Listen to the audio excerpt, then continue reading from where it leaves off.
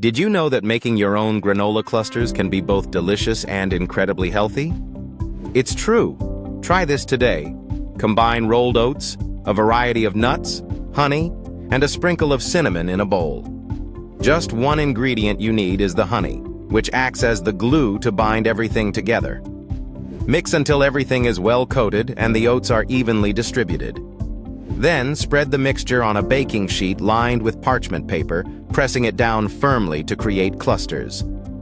Bake at 350 degrees for about 20 minutes or until golden brown and fragrant. The result? Crunchy, satisfying granola clusters that you can enjoy for breakfast, as a snack, or even as a topping for yogurt. These clusters are not only tasty but also packed with fiber, healthy fats, and protein, giving you sustained energy throughout the day. Imagine a snack that keeps you full for hours and supports your wellness journey.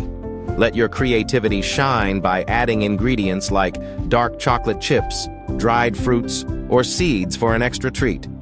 Would you try this? What's your favorite healthy food hack? Get creative in the kitchen today and enjoy the benefits of homemade goodness.